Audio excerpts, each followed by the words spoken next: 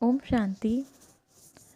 अव्यक्त मुरली की श्रृंखला में ये मुरली है 2 फरवरी 1969 2 फेब 1969 की। इस मुरली में बाबा ने अव्यक्त मिलन के अनुभव की विधि समझाई है। कैसे हम अव्यक्त मिलन जब बाबा से कर सकते हैं, उसकी अनुभव की विधि क्या है। तो इस मुरली का टाइटल है अव्यक्त मिलन के अनुभव की विधि। बाबा कहते हैं, बच्चे प्रेम स्वरूप बच्चे, ज्ञान सहित प्रेम जो होता है, ज्ञान के साथ, ज्ञान तो हम सब आत्माओं को है, लेकिन ज्ञान सहित प्रेम जो होता है वही यथार्थ प्रेम होता है। आप सभी को प्रेम रस बाप दादा का भी खींच लाता है। बाबा ने कहा आप सभी का जो प्रेम रस है वो बाप दादा को भी खींच लाता है। सभी बच्चों के दिल के अंदर एक आशा दिखाई दे रही है। वह कौन सी है? कई बच्चों ने संदेश भेजा कि आप हमें भी अपने अव्यक्त वतन का अनुभव कराओ। कई बच्चे बाबा से कहते हैं हमें भी अपने अव्यक्त वतन का अनुभव कराओ। ये सभी बच्चों की आशाएं अब पूर्ण होने का समय पहुंच ही गया है। आप कहेंगे कि सभी संदेशी बन जाएंगे, लेकिन नहीं। संदेशी बाबा ने कुछ नियुक्त की हैं जो वतन में बाबा के पास जाती हैं और हमें संदेश सुनाती हैं। तो बाबा ने कहा आप सभी संदेशी बन जाएंगे, लेकिन नहीं। अव्यक्त वतन का अनुभव भी बच्चे करेंगे, लेकिन कैसे करेंगे? लेकिन दिव्य बुद्धि के आधार पर जो अब अलौकिक अनुभव हो सकता है, वह दिव्य दृष्टि द्वारा करने से भी बहुत लाभदायक, अलौकिक और अनोखा है। लेकिन दिव्य बुद्धि के आधार पे जो अब अलौकिक अनुभव कर सकते हो, जो दिव्य बुद्धि से हम अलौकिक अनुभव कर सकते हैं, वो दिव्य दृष्टि द्वारा करने से भी ज़्यादा लाभदायक, अलौकिक और अनोखा है। इसीलिए जो भी बच्चे चाहते हैं कि अव्यक्त बाप से मुलाकात करें, वह कर सकते हैं। कैसे कर सकते हैं? इसका तरीका सिर्फ यही है कि अमृत वेले याद में बैठो। कैसा तरीका है? बाबा ने कितना प्यारा तरीका बताया हमें। आज बाबा ने हमें मुरली का जो शीर्षक ही है वह अव्यक्त मिलन के अनुभव की विधि समझा रहे हैं। तो बाबा ने कहा कैसे कर सकते हैं अव्यक्त मुलाकात से, कैसे किस तरह से विधि है। तो बाबा ने कहा इसका तरीका सिर्फ एक ही है, सिर्फ यही है कि अमृत वेले याद में बैठो और यही संकल्प रखो कि अब हम अव्यक्त बाप दादा से मुलाकात करें। जब अमृत वेले उठते हैं हम सभी ब्राह्मण आत्माएं और बाबा से यही संकल्प रखें कि अब हम अव्यक्त बाप दादा से मुलाकात करें। जैसे साकार में मिलने का समय मालूम होता था तो नींद नहीं आती थी। जैसे साकार में हम बाबा से मिलन जब होता था, बाबा मिलन में जाते थे सभी बच्चे, तो क्या होता था? नींद नहीं आती थी और समय से पहले ही बुद्धि जरा इसी अनुभव में रहते थे। वैसे अब भी जैसे समय से पहले इसी अनुभव में रहते थे कि बाबा से मिलना है। तो बाबा ने कहा वैसे अब भी अव्यक्त मिलन का अनुभव प्राप्त करना चाहते हो तो उसका बहुत सहज तरीका यही है। अव्यक्त स्थिति में स्थित होकर रूह रिहान करो तो अनुभव करेंगे कि सचमुच बाप के साथ बातचीत कर रहे हैं। कितना अच्छा, कितना सहज तरीका बाबा ने बता दिया हम सब बच्चों को कि अव्यक्त स्थिति में स्थित होकर रूह रिहान करो तो अनुभव करेंगे सचमुच बाबा से बातें कर रहे हैं। और इस रूह रिहान से जैसे संदेशियों को कई दृश्य दिखाते हैं, वैसे ही बहुत गुह्य गोपनीय रहस्य बुद्धि योग से अनुभव करेंगे। लेकिन एक बात ये अनुभव करने के लिए आवश्यक है, वह कौन सी है? मालूम है? बाबा कह रहे हैं एक बात ऐसी है, इस अनुभव को करने के लिए, ये अनुभव आप कैसे कर पाएंगे? वो कौन सी बात है? मालूम है? बाबा पूछ रहे हैं।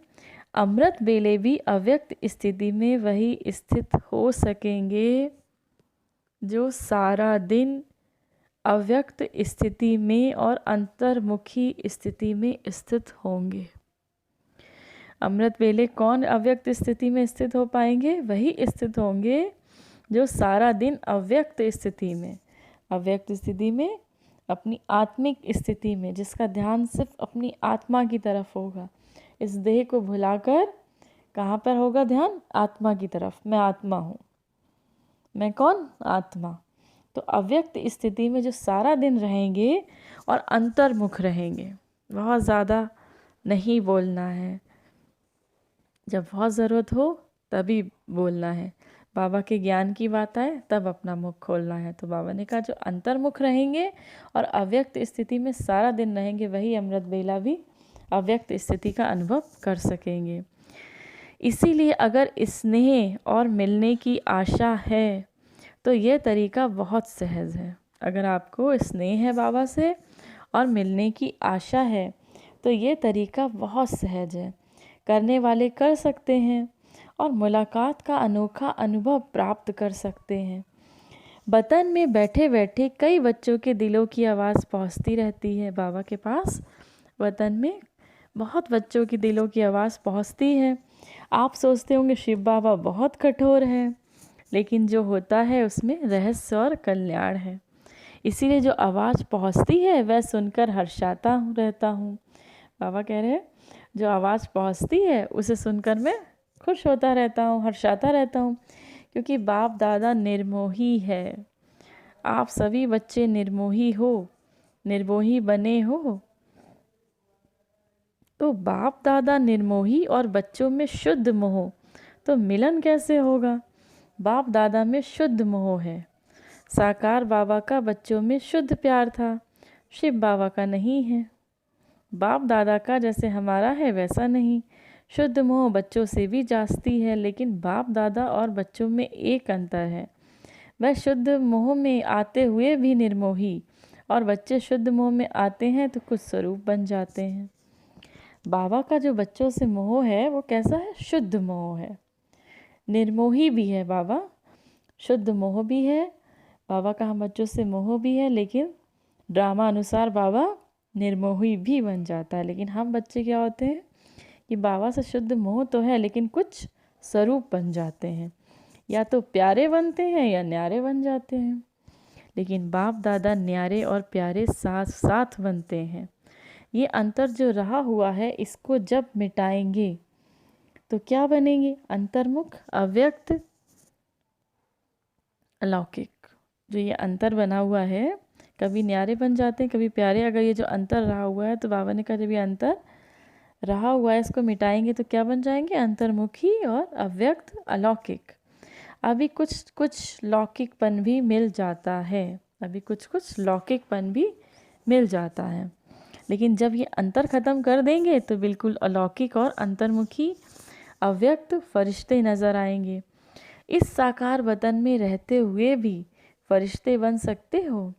आप फिर कहेंगे आप वतन में जाके फरिश्ता क्यों बने? बाबा ने कहा कि इस साकार वतन में रहते हुए भी, जिस साकार में हम लोग रह रहे हैं, तो अब बाबा पूछ रहे हैं क्या फरिश्ते बन सकते हो ऐसे रहते रहते? अब बच्चों का आंसर जो बच्चों के मन में आया वो बाबा ने अपने आप ही बोल दिया। बाबा बोले कि आप फिर क्या कहेंगे कि बाबा आप वतन में जाके फरिश्ता क्यों बन गए? तो यहाँ ही बनते। लेकिन नहीं, बाबा ने कहा जो बच्चों का काम वह बच्चों को साझे, जो बाप का काम है वो बाप ही करते हैं। बच्चों को अब पढ़ाई का शो दिखाना है, टीचर का पढ़ाई का शो नहीं दिखाना है। टीचर को पढ़ाई पढ़ानी होती है, स्टूडेंट को पढ़ाई का शो दिखाना होता है। बाबा ने हमें पढ़ाई और हमें क्या करना है? उसका शो दिखाना होता है। तो शो केस में शक्तियों को, पांडवों को आना है। शो केस में कौन लगेगा? शो केस में बाबा आएंगे। शक्तियों को, पांडवों को आना है। बाप दादा तो है ही गुप्त, बाबा तो आता है, हमें गुप्त मिलन हम बच्चों से करते हैं, और ड्रामा अनुसार जब 100 साल पूरे होते हैं बाबा चले जाते हैं। फिर यादगार में कौन रह जाता है? हम बच्चे रह जाते हैं। तो बाबा ने कहा शो केस में शक्तियों को, पांडवों को ही आना है। अभी सभी के दिल में यही संकल्प है कि अब जल्दी जल्दी ड्रामा की सीन चलकर ख़त्म हो जाए। लेकिन जल्दी होगी, हो सकती है, होगी या हो सकती है। भाभी जो बनी हुई है वह तो बनी ही हुई है, लेकिन बनी हुई भाभी में ये इतना नज़र आता है, अगर कल्प पहले माफिक संकल्प आता तो संकल्प के साथ साथ अवश्य पहले भी पुरुषार्थ तीव्र किया होगा। तब तो ये संकल्प आता है कि ड्रामा का सीन जल्दी पूरा कर सभी अव्यक्त वतनवासी बन जाए। बाबा ने कहा कल्प पहले भी तुमने तीव्र पुरुषार्थ किया होगा, तभी तो हम सब बच्चों के मन में आता है कि बाबा ये जल्दी से ये जो ड्रामा का सीन है ये जल्दी से पूरा हो जाए, हम सब अव्यक्त वतनवासी बन जाएं। बनना तो है, लेकिन आप बच्चों में इतनी शक्ति है जो अव्यक्त वतन को भी व्यक्त में खींच कर ला सकते हो। बाबा ने कहा आप बच्चों में इतनी शक्ति है जो अव्यक्त वतन को भी व्यक्त में खींच कर ला सकते हो। अव्यक्त वतन का नक्शा व्यक्त वतन में बना सकते हो।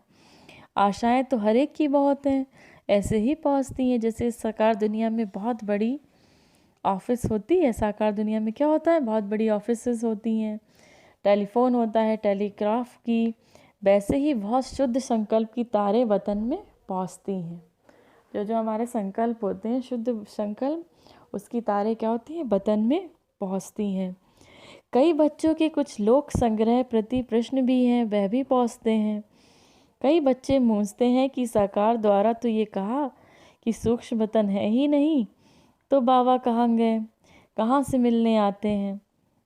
कई बच्चों ने, बाबा ने कई बार कहा कि साकार वतन सूक्ष्म वतन है नहीं, कहाँ ये संदेश भेजते हैं, क्यों भोग लगाते हो जब वतन नहीं है। तो इसका भी राज है, इसको क्यों कहा था बाबा ने। बाबा ने एक बार कहा था कि सूक्ष्म वतन है नहीं, तो बच्चे कहते हैं कि अब बाबा ने जब कह दिया था सूक्ष्म वतन है नहीं, तो फिर संदेश कहाँ से भेजते हैं, भोग क्यों लगाते हैं।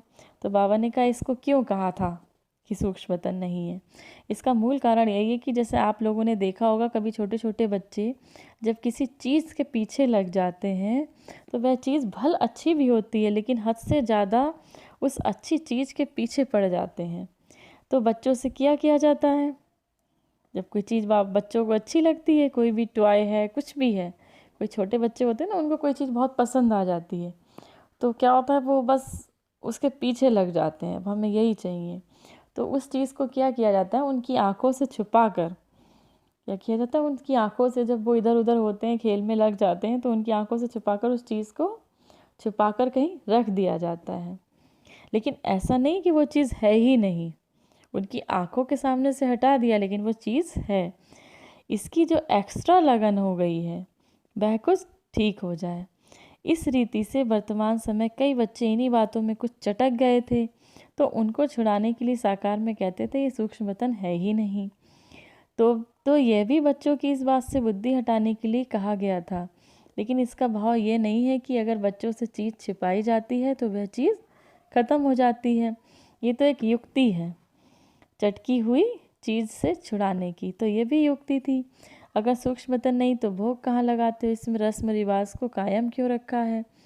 कोई भी ऐसा कार्य होता तो खुद भी संदेश क्यों पूछवाते थे। तो ऐसा नहीं कि सूक्ष्म वतन नहीं है, सूक्ष्म वतन है, लेकिन अब सूक्ष्म वतन में आने जाने की बजाय स्वयं ही सूक्ष्म वतनवासी बनना है। अब सूक्ष्म वतन में आने जाने की बजाय स्वयं ही सूक्ष्म वतनवासी बनना है। यही बाप दादा की बच्चों में आशा है। आना जाना ज़्यादा नहीं होना चाहिए, ये यथार्थ है। कमाई किस में है, तो बाप बच्चों की कमाई को देखते हैं, कमाई के लायक बनाते हैं, इसीलिए ये सभी रहस्य बोलते रहते हैं। अभी समझा क्यों कहा था, अब क्यों क्या का प्रश्न छोड़ना है। सूक्ष्म वतन के अव्यक्त अनुभव को अनुभव करो, सूक्ष्म स्थिति को अनुभव करो। आने जाने की आशा अल्पकाल की है, अल्पकाल के बजाय सदा अपने को सूक्ष्म वतनवासी क्यों नहीं बनाते हो। बाबा ने कहा सूक्ष्म, अभी बैठे हो यहाँ, फिर सोचते हो हम सूक्ष्म वतन में जाएं, फिर राजा आए, फिर जाएं, उससे क्या होता है मन बाहर फिर जाएं। उससे कहते हैं, बाबा कहते हैं अपने आप को हर वक्त सूक्ष्म वतनवासी क्यों नहीं बनाते हो, अपने आप को हर पल फरिश्ते के रूप में क्यों नहीं देखते हो। और सूक्ष्म वतन बनने से बहुत वंडरफुल अनुभव करेंगे। जब सूक्ष्म वतनवासी बन जाएंगे उससे बहुत वंडरफुल अनुभव करेंगे। खुद आप लोग वर्णन करेंगे कि ये अनुभव और संदेशियों के अनुभव में कितना फ़र्क है। वह कमाई नहीं, ये कमाई भी है और अनुभव भी है। तो एक ही समय में दो प्राप्ति हो, वह अच्छा या एक ही चाहते हो। कई बच्चों के मन में ये भी प्रश्न है कि ना मालूम जो बाप दादा कहते थे कि सभी को साथ में ले जाएंगे, अब वह तो चले गए, लेकिन वह चले गए हैं मुक्ति धाम में जा नहीं सकते सिवाय बारात व बच्चों के। वह चले गए हैं लेकिन मुक्ति धाम में जा नहीं सकते सिवाय बारात व बच्चों के। बारात के बगैर अकेले जा सकते हैं, बारात तैयार है। बारात किसको कहा बाबा ने? बच्चों की बारात तैयार है, बारात के बिना बच्चे जा सकते हैं। यही सुना है ना अब तक कि बारात के साथ ही जाएंगे। अभी तक बाबा ने कहा ना कि बारात जाएगी पूरी, तो बारात में घराती बन के जाओगे कि बाराती बन के जाओगे? बाबा ने कहा अभी तक यही सुना है कि बारात के साथ जाएंगे। जब बारात ही सज रही है तो अकेले कैसे जाएंगे? अभी तो सूक्ष्म वतन में ही अव्यक्त रूप से स्थापना का कार्य चलता रहेगा। जब तक स्थापना का कार्य समाप्त नहीं हुआ तब तक बिना कार्य सफल किए हुए घर नहीं लौटेंगे। साथ ही चलेंगे, फिर चलने के बाद क्या करेंगे? मालूम है क्या करेंगे? साथ चलेंगे और साथ रहेंगे। बाबा ने कहा साथ ही चलेंगे, फिर चलने के बाद क्या करेंगे? साथ चलेंगे और साथ रहेंगे, फिर साथ ही साथ सृष्टि पर आएंगे। जब बाबा के साथ हम चलेंगे, बाप दादा के साथ, तो हम सब बाराती बन के चलेंगे बच्चे, और साथ ही चलेंगे और साथ रहेंगे, और फिर सृष्टि पर आएंगे, साथ साथ सृष्टि पर आएंगे। आप बच्चों का जो गीत है, कभी भी हाथ और साथ ना छूटे, तो बच्चों का भी वायदा है और बाप का भी वायदा है। बाप अपने वायदे से बदल नहीं सकते। और भी कोई प्रश्न है? बाबा पूछ रहे हैं और भी कोई प्रश्न है?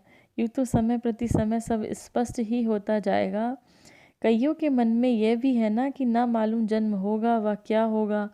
जन्म होगा, जैसे आपकी मम्मा का जन्म हुआ वैसे होगा। आप बच्चों का विवेक क्या कहता है? ड्रामा की भाभी को देख सकते हो, थोड़ा थोड़ा देख सकते हो। जब आप लोग सबको कहते हो हम त्रिकालदर्शी बाप के बच्चे हैं, तो आने वाले काल को नहीं जानते हो। आपके मन के विवेक अनुसार क्या होना चाहिए?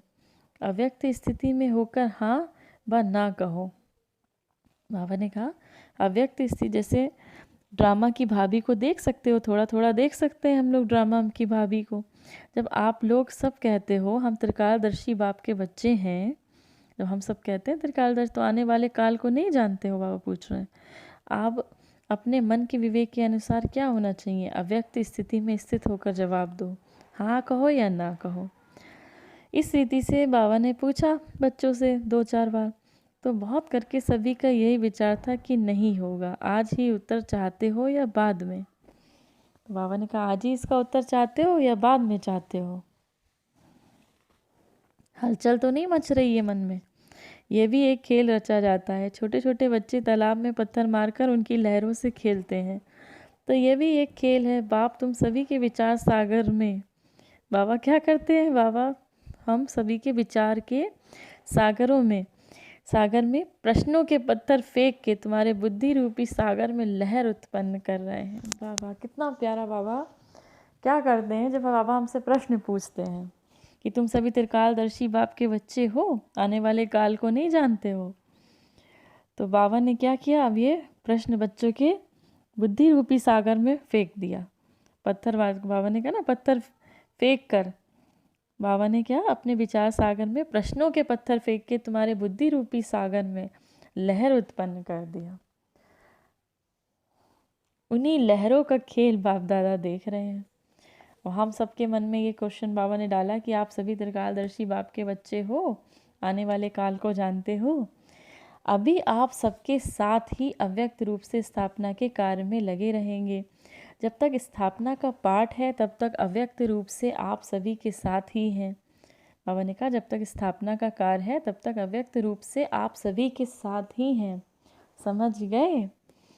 वतन में मम्मा को भी इमर्ज किया था बाबा ने, सूक्ष्म वतन में उस टाइम मम्मा को भी इमर्ज किया था। पता है क्या बात चली वतन में? क्या बात चली? जैसे साकार रूप में साकार वतन में मम्मा बोलती थी कि बाबा आप बैठे रहिए, हम सभी काम कर लेंगे। इसी रीति से वतन में भी मम्मा ने यही कहा, हम सभी कार्य स्थापना के जो करने हैं वह करेंगे। आप बच्चों के साथ ही बच्चों को बहलाते रहिए। मम्मा ने क्या कहा कि जो भी कार्य स्थापना का है वो हम सभी अच्छी रीति से करते रहेंगे। आप, बाबा का क्या काम है? बाबा से कहा बाबा आप बच्चों को बहलाते रहिए। ऐसे ही मम्मा साकार में कहती थी, वही बदन में रू रेहान चली। आप सभी के मन में तो होगा कि हमारी मम्मा कहाँ गई। अभी ये राज इस समय स्पष्ट करने का नहीं है। कुछ समय के बाद बाबा सुनाएंगे कि वह कहाँ हैं और क्या कर रही हैं। स्थापना के कार्य में भी मददगार हैं, लेकिन भिन्न नाम रूप से। मम्मा स्थापना के कार्य में भी मददगार हैं, लेकिन भिन्न नाम रूप से। अच्छा। बाबा कहते हैं अब तो टाइम हो गया है। आज बतन में दूर से ही सवेरे से ही खुशबू आ रही थी। बाबा ने कहा आज तो बतन में दूर से ही सवेरे से ही खुशबू आ रही थी। देख रहे थे कैसे स्नेह से चीज़ें बना रहे हैं। आपने देखा भंडारे में चक्कर लगाया? बाबा ने दादी से पूछा। आपने देखा भंडारे में चक्कर लगाया? चीज़ों की खुशबू नहीं, स्नेह की खुशबू आ रही थी। बाबा दादी से कहते हैं स्नेह की खुशबू आ रही थी। ये स्नेह ही अविनाशी बनाता है। अविनाशी स्नेह है ना, याद हर एक को पहुंचती है। उसका रिस्पॉन्ड लेने के लिए अवस्था चाहिए। रिस्पॉन्ड फ़ौरन मिलता है। जैसे साकार में बच्चे बाबा से कहते थे, बच्चों को भी रिस्पॉन्ड मिलता था। रिस्पॉन्ड मतलब आंसर मिलता था, उत्तर मिलता था।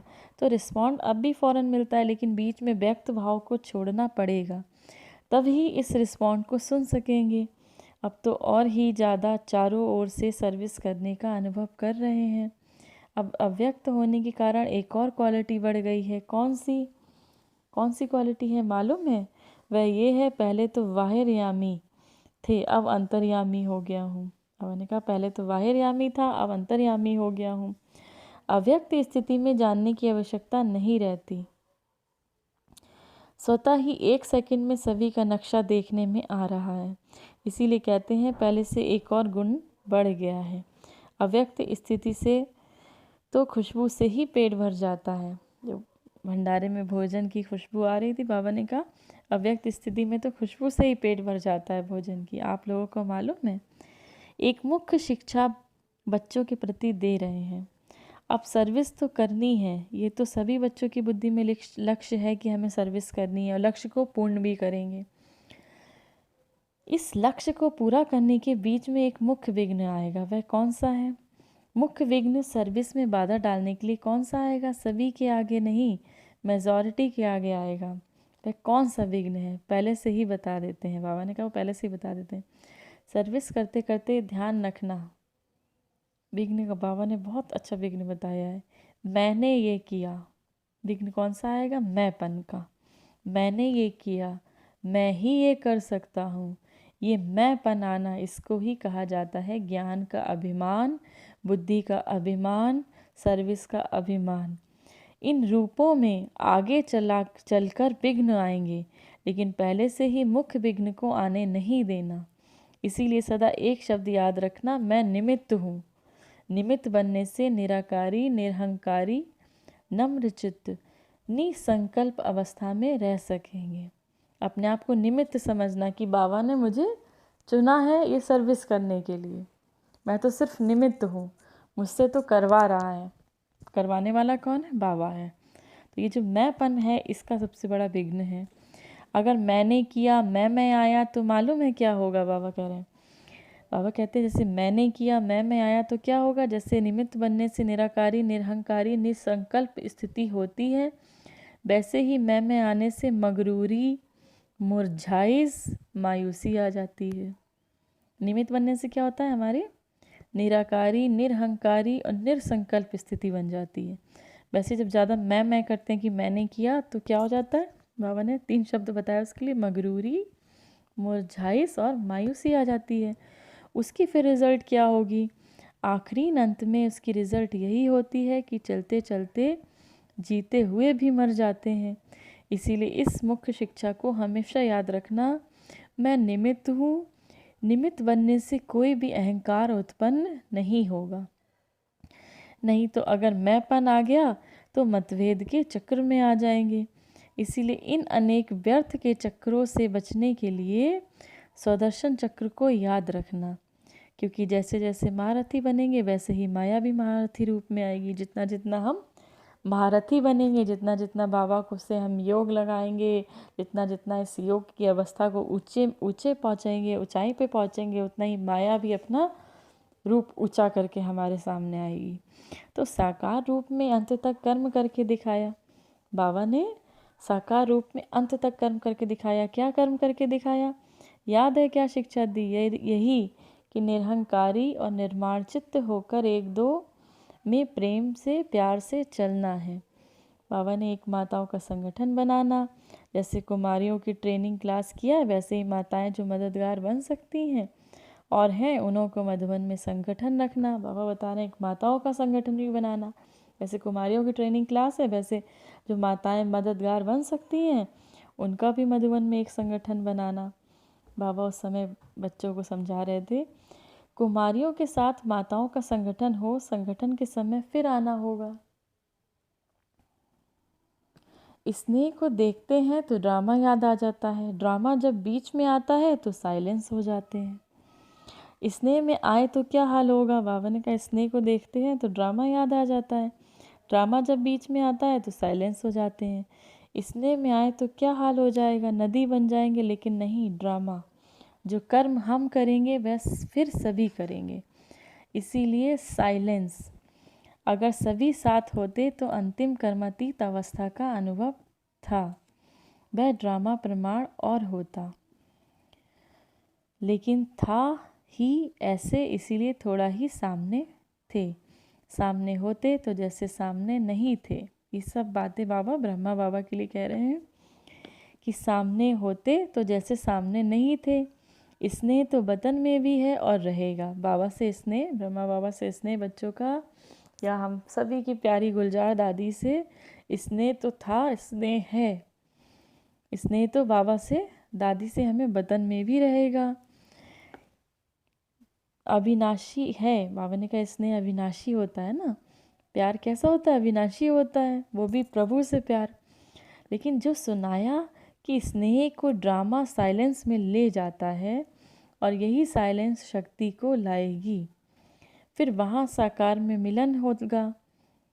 बाबा ने कहा जो स्नेह का ड्रामा साइलेंस में ले आता है और यही साइलेंस शक्ति को लाएगी, फिर वहाँ साकार में मिलन होगा। अभी अव्यक्त रूप में मिलते हैं, फिर साकार रूप में सतयुग में मिलेंगे। बाबा ने कहा अभी क्या होगा? अभी हम अव्यक्त रूप में ब्रह्मा बाबा से सूक्ष्म वतन में जाके मिलते हैं और फिर साकार में मिलन होगा। साकार में मिलन कब होगा? सतयुग में मिलेंगे। वह सीन तो याद आती होगी ना, खेलेंगे बाबा के साथ, खेलेंगे वहाँ कृष्ण के साथ खेलेंगे, पाठशाला में आएंगे, मिलेंगे। आप नूरे रतन सतयुग की सीनरी वतन में देखते रहते हो। बाबा ने कहा आप नूरे रतन सतयुग की सीनरी वतन में देखते रहते हो। जो बाप देखते हैं वह बच्चे भी देखते हैं और देखते जाएंगे।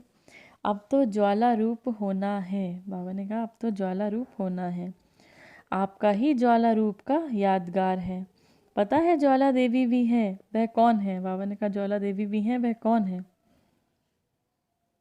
ये सभी शक्तियों को ज्वाला रूप देवी बनना है। बाबा ने कहा ये जो सभी शक्तियां हैं इसको ज्वाला देवी रूप बनना है। ऐसी ज्वाला प्रज्वलित करनी है जिस ज्वाला में ये कलयुगी संसार जलकर भस्म हो जाएगा। ऐसी ज्वाला अपने अंदर प्रज्वलित करनी है, किसकी? शक्तियों की, सभी शक्तियों की, कि जिस ज्वाला में ये कलयुगी संसार जलकर भस्म हो जाएगा।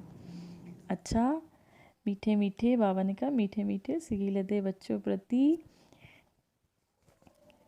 माता पिता बाप दादा का याद प्यार और नमस्ते। हम सभी प्यारे प्यारे बाप दादा को हम सभी का याद प्यार नमस्ते। ओम शांति। बहुत सुंदर मुरली बाबा की, ये 2 फरवरी की है, 2 फरवरी 1969 की। बहुत प्यारी प्यारी बातें बताई बाबा ने। अव्यक्त मिलन की विधि बताई बच्चों को, अव्यक्त मिलन की। मैं कुछ पॉइंट्स छोटे से 5 से 6 पॉइंट्स रिवाइज करती हूँ आपके सामने। पहले बाबा ने बताया कि अव्यक्त स्थिति में वही बच्चे रह सकेंगे जो दिन भर अव्यक्त और अंतर्मुखी स्थिति में रह सकते हैं। जो बाबा ने कहा ना अव्यक्त मिलन कैसे मना सकते हैं हम, तो उस पर पहले बाबा ने कहा सबसे पहले आपको अव्यक्त मिलन का अनुभव करना है तो अमृत बेले उठना है। अमृत बेले ही बाबा से अव्यक्त मिलन हो सकता है। अमृत बेले भी अव्यक्त मिलन का अनुभव कौन कर सकते हैं? जो बच्चे सारा दिन अव्यक्त स्थिति में रहते हैं, सारा दिन ये अपने आप को अव्यक्त महसूस करते हैं कि मैं आत्मा हूँ, मैं ये शरीर नहीं हूँ, मैं इस शरीर को चलाने वाली एक आत्मा हूँ, इन आँखों द्वारा देखने वाली एक आत्मा हूँ, मैं इस हाथों से कार्य करने वाली एक आत्मा हूँ। जो निरंतर अपनी आत्मिक स्थिति में रहने का प्रयास करते हैं, आत्मिक स्थिति में रहते हैं, अव्यक्त स्थिति में रहते हैं, वही अमृत बेले भी बाबा से अव्यक्त मिलन का अनुभव कर सकते हैं। तो बाबा ने ये हमें आज विधि बताई कि कैसे आप अव्यक्त मिलन कर सकते हो। दूसरी बाबा ने कुछ चीज़ें एक और बताई बहुत प्यारी सी, कि बाबा ने कहा सूक्ष्म वतन में जैसे होता है ना कि बच्चे बार बार आना जाना नहीं है सूक्ष्म वतन में, आपको सूक्ष्म वतन वासी बन के रहना है। अब समय बहुत कम बचा है सूक्ष्म वतन वासी बनना, मतलब फरिश्ते रूप में रहना है। बार बार हमें प्रैक्टिस करनी है फरिश्ता रूप बनने की, हल्के रहना है, लाइट रहना है। फरिश्ता मतलब किसी से रिश्ता नहीं, लाइट बन के रहना है, हर चीज़ में लाइट। कोई बात आ जाए तो भी लाइट, कोई बड़ी बात आ जाए तो भी उसको लाइट करना है। अपने शरीर को तो लाइट स्वरूप में देखना ही देखना है जब फरिश्ता बनना है, और बाकी जो कोई भी बात आती है उसमें भी हमें लाइट स्वरूप में रहना है। बाबा ने बताया बहुत प्यारी बातें। बाबा ने कहा कि बाबा कुछ क्वेश्चन बच्चों से पूछते रहते हैं कि जिससे कि हमारे मन में एक बुद्धि सागर में एक लहर उत्पन्न हो जाए कि प्रश्न कौन पूछ रहा है? हमसे बाबा पूछ रहा है। बाबा ने कहा स्थापना का कार्य भी चल रहा है, और बाबा ने कहा कि जब भी आप कोई भी लक्ष्य पूर्ण करते हैं, सर्विस करते हैं बच्चों को, हर बच्चा सर्विस कर रहा है, और जो भी ये सर्विस कर रहे हैं बच्चे, जो भी सर्विस करते हैं, मनसा सर्विस, वाचा सर्विस, कर्मणा सर्विस, उसमें सबसे बड़ा विघ्न कौन सा आता है? मैंने किया, मैंपन का। तो बाबा ने कहा जब ये मैंपन का विघ्न आ जाता है तो 3 चीज़ें आ जाती हैं हमारे अंदर। क्या चीज़ 3 आ जाती हैं? मैंपन आने से मगरूरी, मुरझाइश और मायूसी आ जाती है। लेकिन अगर आप निमित्त बन के काम करेंगे कि मुझे बाबा ने ये काम सौंपा है करने के लिए, तो क्या होगा? निराकारी, निरहंकारी, निरसंकल्प स्थिति बन जाएगी। बाबा ने बच्चों को उस टाइम पर ये भी बताया था कि माताओं का एक संगठन बनाना है, जैसे कुमारियों का संगठन बनता है वैसे माताओं का संगठन बनाना है। बाबा ने ये भी बताया कि बच्चे अब ब्रह्मा बाबा से कहाँ मिलेंगे? साकार में, सतयुग में मिलेंगे, वहाँ खेलेंगे, पाठशाला में जाएंगे, और नूरे रतन बाबा ने कहा सतयुगी की सीनरी आप वतन में देखते रहते हो। तो बाबा ने अपना ज्वाला स्वरूप होने का बताया कि आपका जो शक्तियों का जो ज्वाला स्वरूप बनना ही है, आपको ज्वाला रूप देवी रूप बनना ही है। इससे ये कलयुगी संसार जलकर भस्म हो जाएगा। ओम शांति, ओम शांति, ओम शांति। अव्यक्त मुरली की श्रृंखला में ये बाबा की फरवरी की मुरली थी 1969 की। आगे भी मुरली कंटिन्यू रहेगी। सभी भाई बहनों को, सभी ब्राह्मण आत्माओं को मेरी तरफ से ओम शांति।